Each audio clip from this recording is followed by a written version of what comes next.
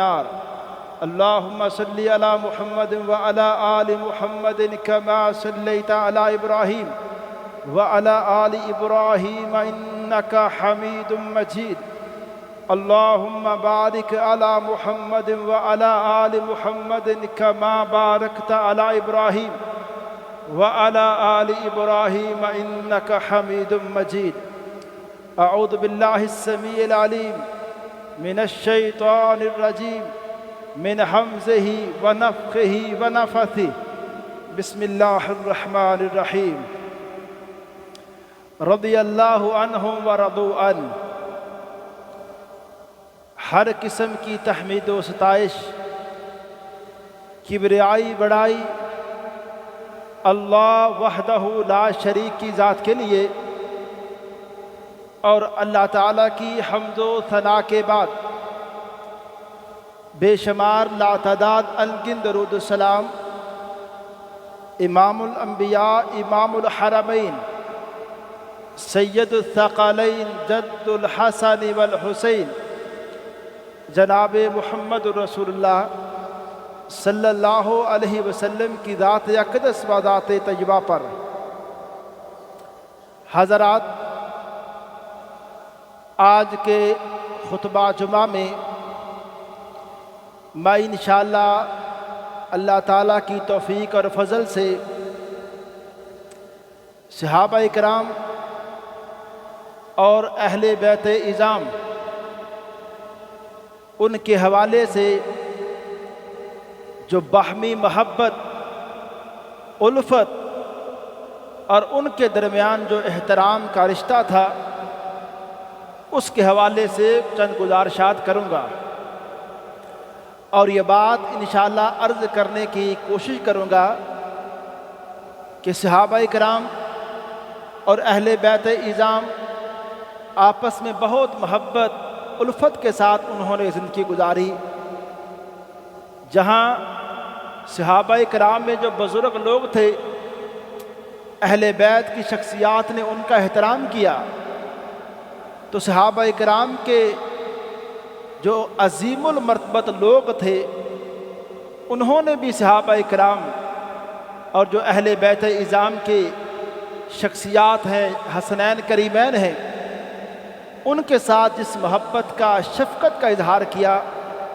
وہ بھی احادیث کی کتابوں کے اندر ہمیشہ کے لیے، قیامت تک کے لیے درج ہے۔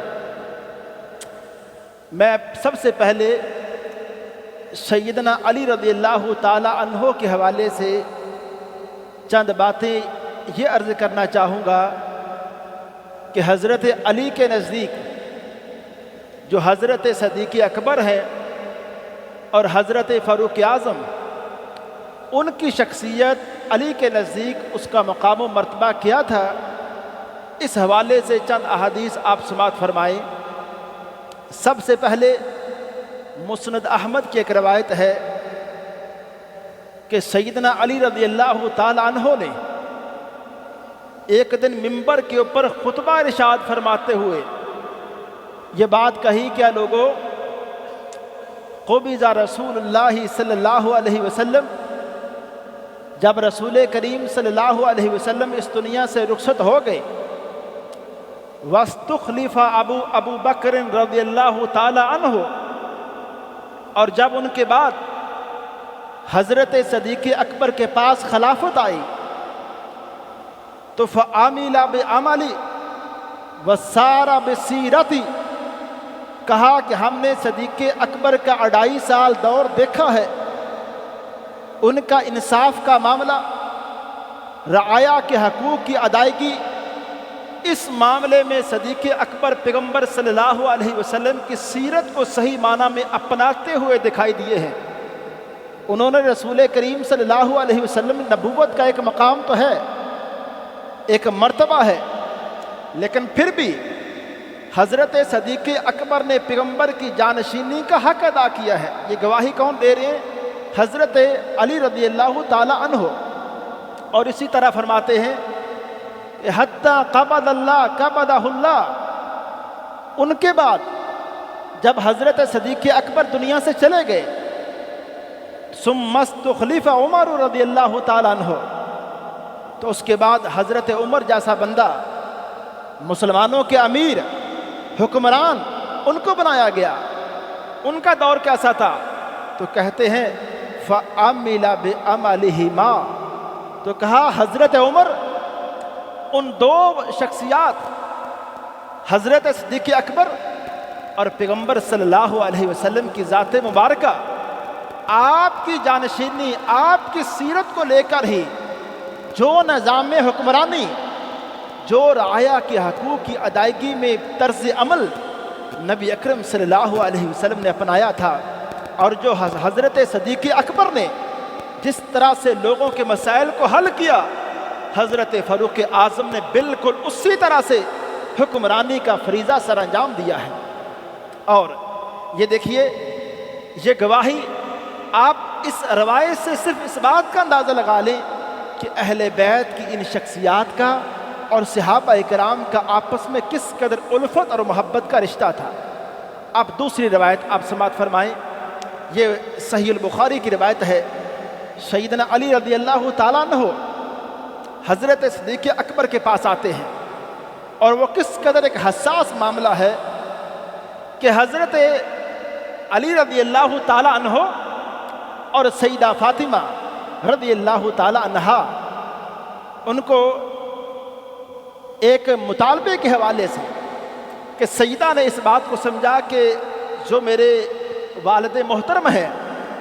باغ فتق جو پیغمبر صلی اللہ علیہ وسلم کے پاس ایک پراپرٹی تھی، جائیداد تھی، ایک بہت بڑا باغ تھا، اس باغ کو پیغمبر صلی اللہ علیہ وسلم اپنے دور نبوت میں اس طرح استعمال کرتے تھے کہ آپ کے پورے جو اخراجات ہیں اس باغ فتق کی آمدنی سے پورے ہوتے تھے، اور باقی جو بھی اخراجات آمدنی بچ جاتی، مسلمانوں میں سے جو بھی غریب آتا، آپ کے پاس سرکاری وفد آتے، سرکاری طور پہ جو بھی خرچ ہوتا، آپ باغ فتق سے وہ سارے معاملات چلاتے تھے۔ حضرت فاطمہ رضی اللہ تعالیٰ عنہ کو لگا کہ یہ میرے والد محترم کی جائیداد ہے، ان کے بعد یہ پراپرٹی میرے پاس آنی چاہیے، وراثت میں تقسیم ہونی چاہیے۔ انہوں نے اس بارے میں مطالبہ کیا، لیکن جیسے ہی حضرت صدیق اکبر رضی اللہ تعالیٰ عنہ نے یہ مسئلہ کلیئر کیا، کہا علی آپ اس بات کو جانتے نہیں ہیں، پیغمبر صلی اللہ علیہ وسلم ہمیں فرما کر گئے ہیں کہ لا نورث الانبیاء، کہ ہم انبیاء کی وراثت جائیداد تقسیم نہیں ہوا کرتی، ہم انبیاء جو بھی چھوڑ کے جائیں وہ مسلمانوں کے لیے صدقہ ہوتا ہے، ہماری وراثت باقی لوگوں کی طرح تقسیم نہیں ہوتی۔ لیکن جیسے ہی سیدہ فاطمہ رضی اللہ تعالیٰ عنہا کے سامنے اس روایت کو رکھا گیا تو سیدہ نے، بخاری شریف میں ایک جملہ ہے، اس جملے کو لے کے لوگوں نے بڑا ایک منفی معنی نکالنے کی کوشش کی کہ اس میں لکھا ہوا ہے کہ سیدہ فاطمہ نے اس کے بعد حضرت صدیق اکبر سے بات نہیں کی۔ تو لوگوں نے کہا سیدہ فاطمہ حضرت صدیق اکبر سے ناراض ہو گئی، پوری زندگی بات نہیں کی۔ حالانکہ اس جملے کا مفہوم امام ترمذی رحمۃ اللہ نے خود بیان کیا ہے۔ کہتے ہیں اصل میں سیدہ کا یہ جملہ بڑا ہی خوبصورت جملہ ہے، ان کے بارے میں جو تبصرہ کیا گیا ہے کہ سیدہ نے اس کے بعد بات نہیں کی۔ کس معاملے میں؟ یہ نہیں کہ ذاتی معاملے میں ناراض ہو کے بات نہیں کی، بلکہ جیسے ان کے سامنے پیغمبر کی حدیث بیان کی گئی تو سیدہ نے پھر اپنے اس مطالبے کے بارے میں کبھی صدیق اکبر سے دوبارہ بات نہیں کی، اپنا مطالبہ دوبارہ نہیں رکھا۔ اور اس پر حافظ ابن کثیر رحمہ اللہ نے اپنی ایک مشہور کتاب البدایہ والنہایہ، جس کو آپ اردو زبان میں تاریخ ابن کثیر کہتے ہیں، اس کے اندر حافظ کے جملے بہت پیارے ہیں۔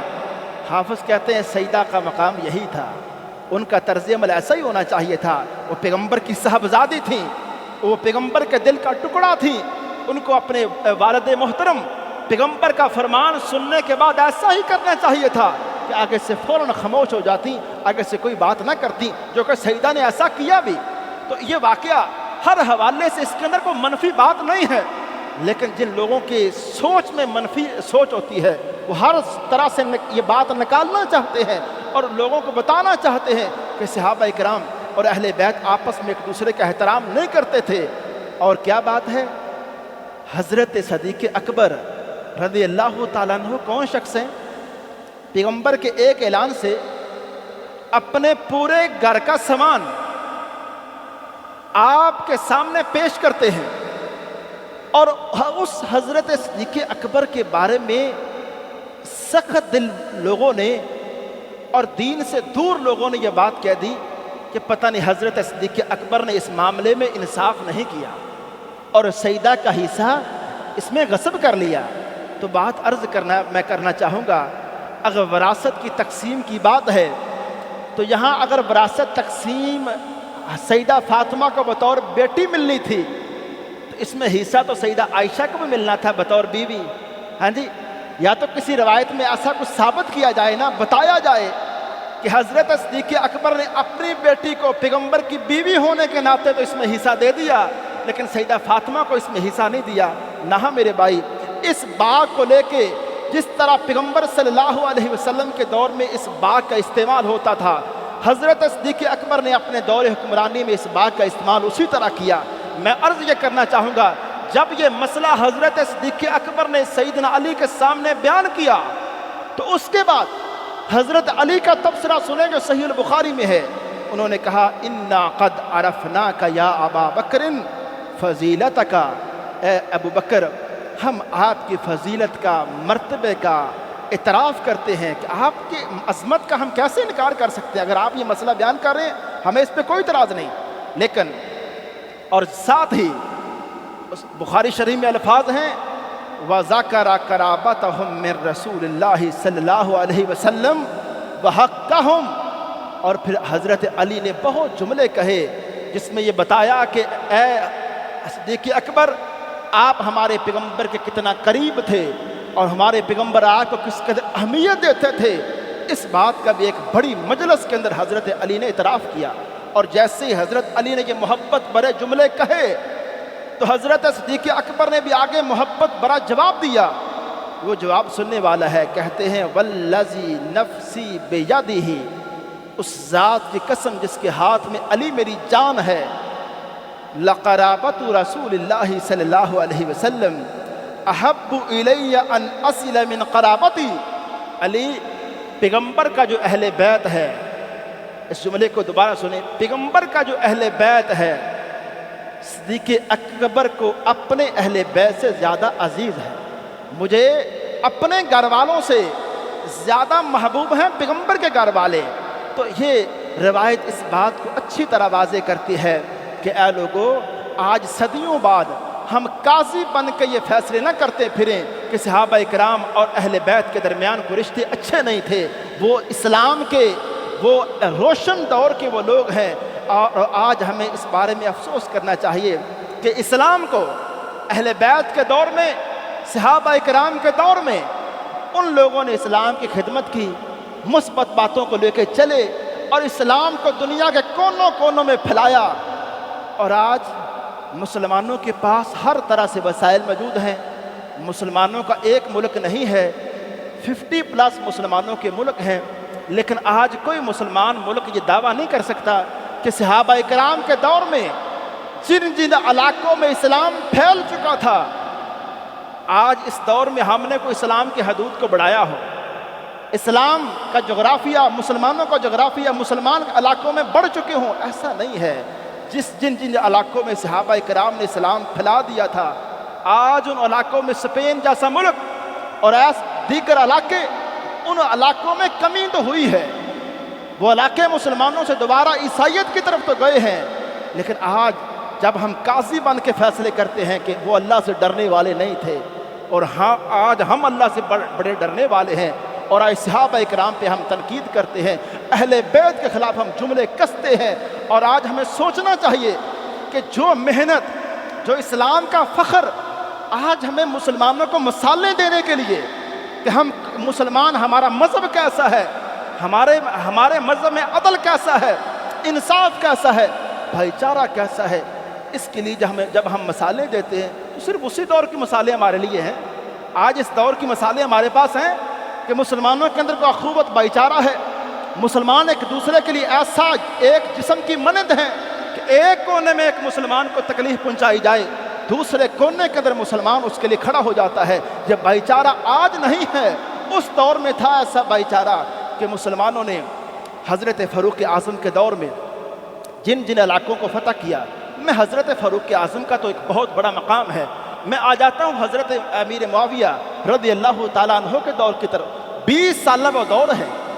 حضرت امیر معاویہ کا، 20 سالہ دور۔ اس 20 سالہ دور کے اندر جب ان کی شخصیت کا لوگ تذکرہ کرتے ہیں، ان کی فتوحات کا، اسلام کے لیے خدمت کا، وہ تذکرہ نہیں کیا جاتا اور بتایا جاتا ہے کہ اس دور میں عدل و انصاف نہیں تھا، فلاں نہیں تھا۔ میں عرض کرنا چاہتا ہوں یہ دور وہ تھا جس میں صحابہ کرام موجود تھے، اور آپ صحابہ کرام پر یہ تان کرنا چاہتے ہیں کہ صحابہ کرام ایک ایسے دور میں جی رہے تھے جس دور میں انصاف بھی نہیں تھا، عدل نہیں تھا، اس اسلام کے خلاف اس طرح فتوحات نہیں ہو رہی تھیں، یا اسلام کے خلاف مثبت جو کاروائیاں ہیں، مثبت حوالے سے اسلام ترقی نہیں کر رہا تھا۔ تو صحابہ کرام کی بڑی جماعت نے خاموشی اختیار کر لی۔ انہوں نے کیسے حضرت امیر معاویہ کا ساتھ دیا؟ نہ میرے بھائی، وہ 20 سالہ ایک ترقی والا ہی دور تھا، مسلمانوں کا دور عروج تھا آج، لیکن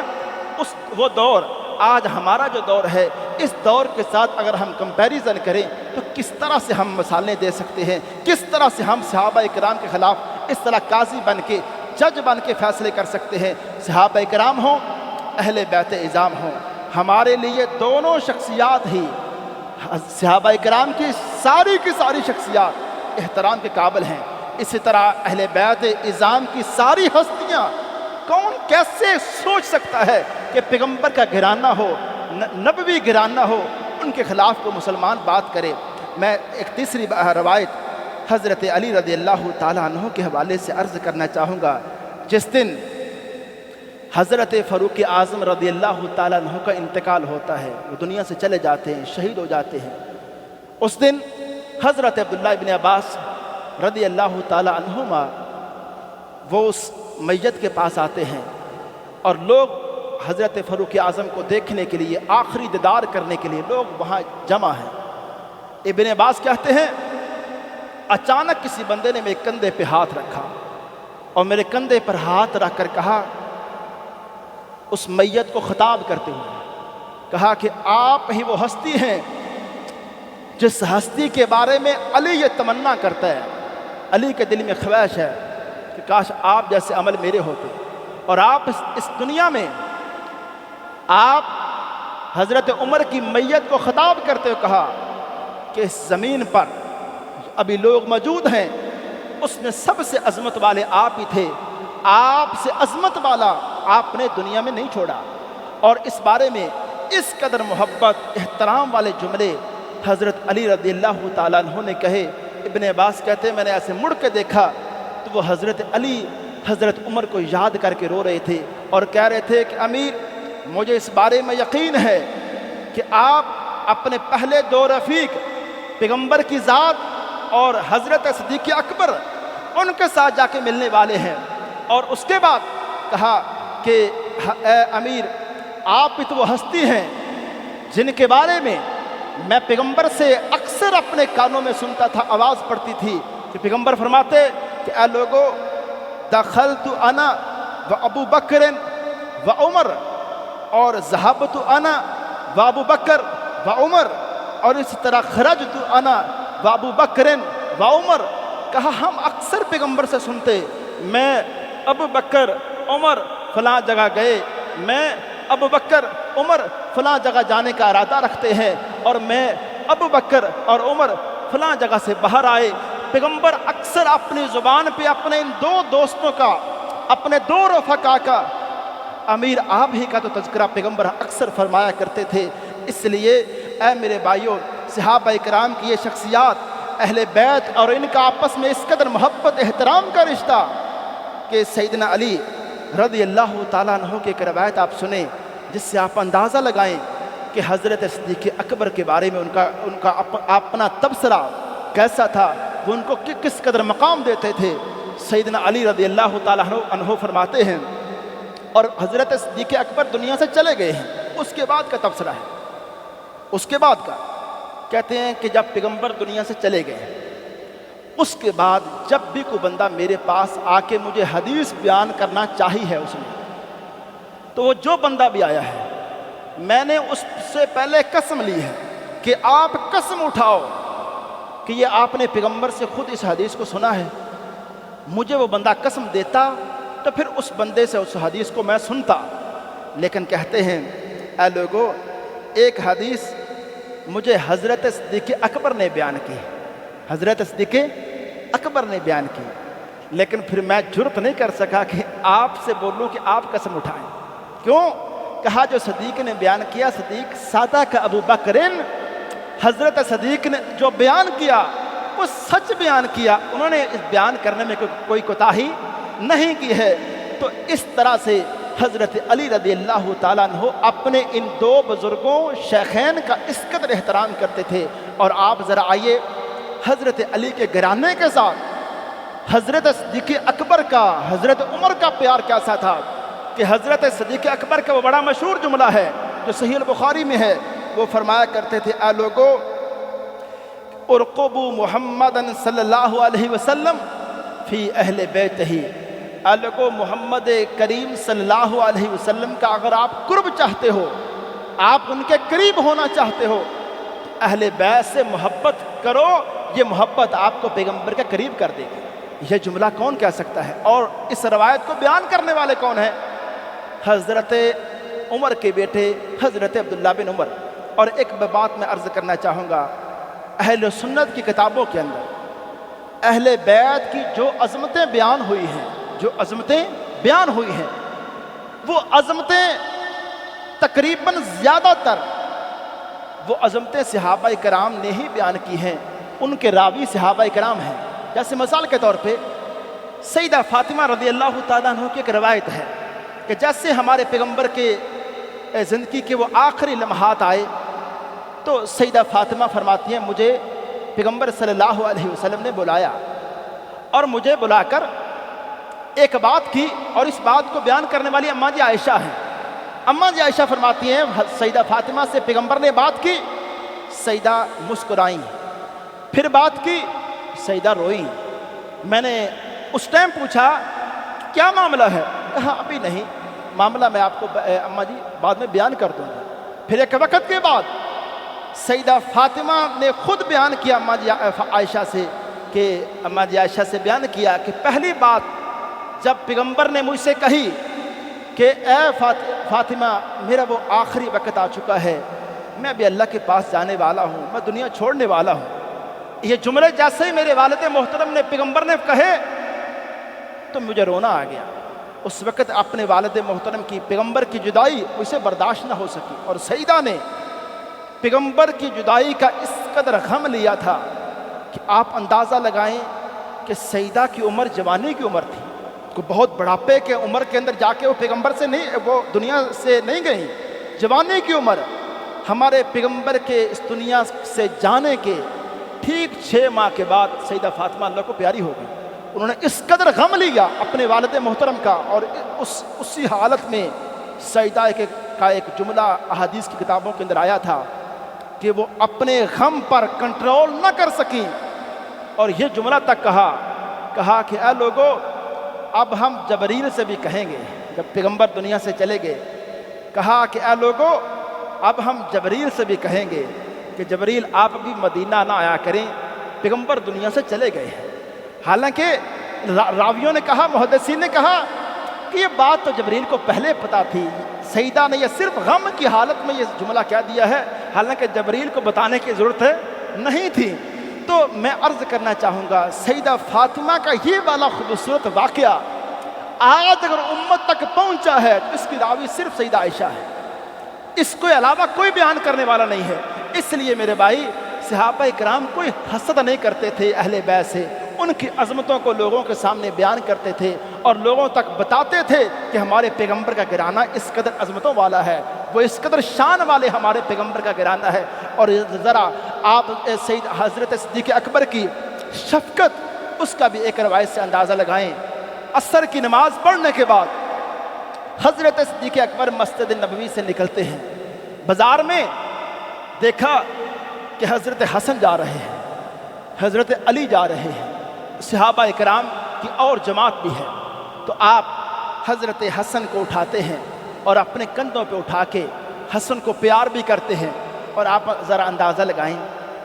जिसके बच्चों को कंधों पे उठाया जाए, जिसके बच्चों को प्यार किया जाए, वो बंदे को दिल से दूर होते हैं। दोस्तों के बच्चों को, अपने करीबियों को, जिनको बंदा अपना भाई समझता है, इतना करीबी रिश्ता था कि वो एक दूसरे के बच्चों को भी इस तरह प्यार करते थे। हज़रत अली के बेटे को, हज़रत हसन को कंधों पर उठाया, प्यार किया और एक जुमला कहा अली, ये जो बच्चा है ये आपके ऊपर तो नहीं गया, इसकी शबाहत, इसका हुलिया अली आप पर नहीं। हालांकि वालिद वो थे ना। कहा अली आपके ऊपर इस बच्चे का हुलिया नहीं गया, इसका हुलिया पैगंबर पर गया है। यानी पैगंबर सल्लल्लाहु अलैहि वसल्लम के मुशाबत रखता है ये बच्चा। अब ज़रा अंदाज़ा लगाएं, मोहब्बत वाले ये जुमले कौन कह सकता है? क्या ऐसे लोग कह सकते हैं कि जिनके दिलों में दूरी हो, आपस में कुर्बत ना हो? और फिर रवायत में आता है वयज़हकु अली रज़ियल्लाहु ताला अन्हु, अली ये जुमला सुन के बहुत ही मुस्कुराए कि मेरे बेटे की अज़मत को हज़रत सिद्दीक़ अकबर जैसे बंदे ने इस तरह से बयान किया है। और इसी तरह ऐ मेरे भाई, बिल्कुल हज़रत फ़ारूक़ आज़म रज़ियल्लाहु ताला अन्हु के बारे में आता है,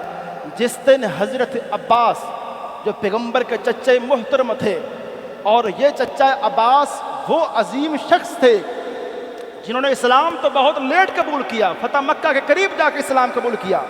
लेकिन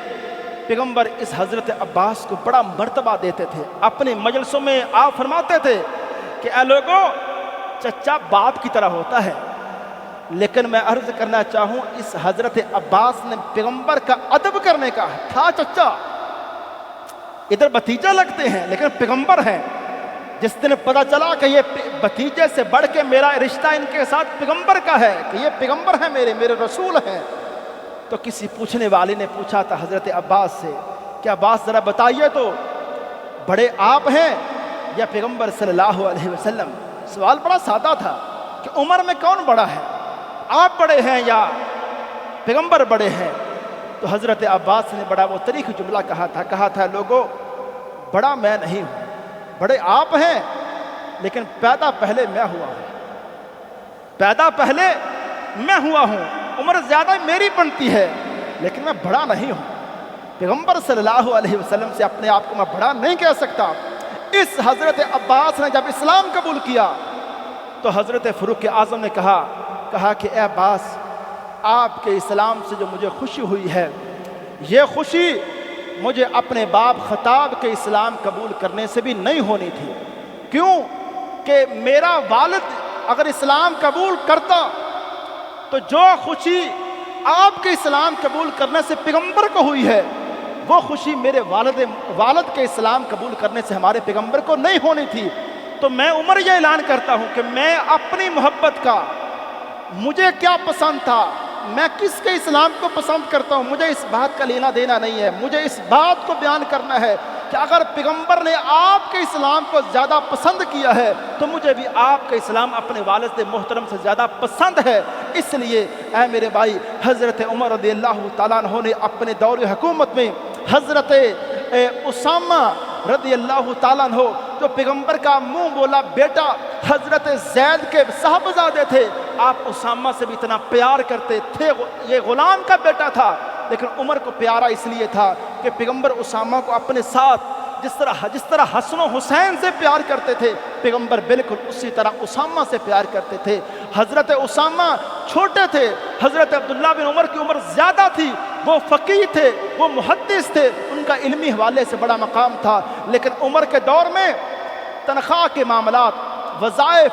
प्रोटोकॉल जो उसामा का था वो अब्दुल्ला का नहीं था। एक दिन बेटे ने इजहार कर दिया कि अबू जान, जो प्रोटोकॉल, जो इज्जत, जो वज़ाइफ में अज़मत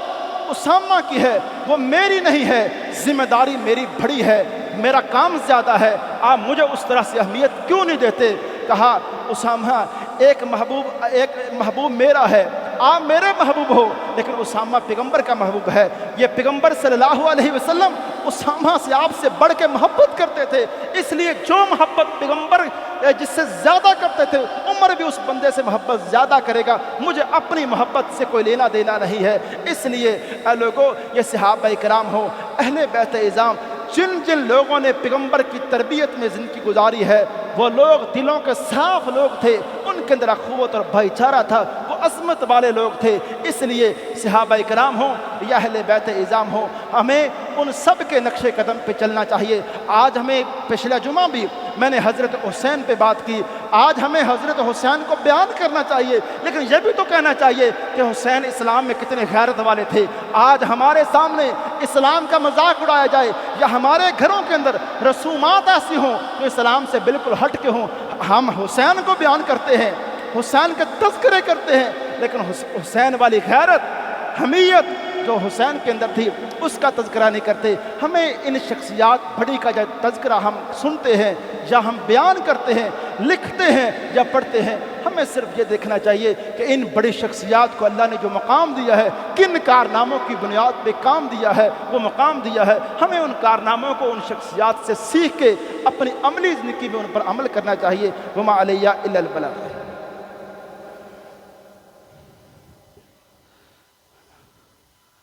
الحمد لله نحمده ونصلي على رسوله الكريم، أما بعد فإن خير الحديث كتاب الله وخير الهدي هدي محمد صلى الله عليه وسلم وشر الأمور محدثاتها وكل محدثة بدعة وكل بدعة ضلالة وكل ضلالة في النار۔ اللهم صل على محمد وعلى آل محمد كما صليت على إبراهيم وعلى آل إبراهيم إنك حميد مجيد۔ اللهم بارك على محمد وعلى آل محمد كما باركت على إبراهيم وعلى آل إبراهيم إنك حميد مجيد۔ ربنا آتنا في الدنيا حسنة وفي الآخرة حسنة وقنا عذاب النار۔ ربنا آتنا في الدنيا حسنة وفي الآخرة حسنة وقنا عذاب النار۔ اللهم اشف مرضانا ومرضى المسلمين، اللهم اشف مرضانا ومرضى المسلمين، اللهم أجرنا من النار۔ اللهم إنا نسألك جنة الفردوس۔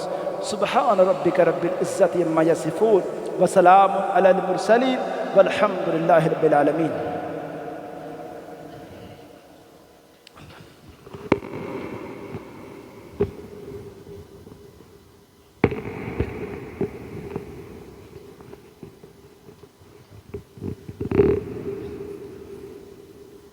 اللہ اکبر اللہ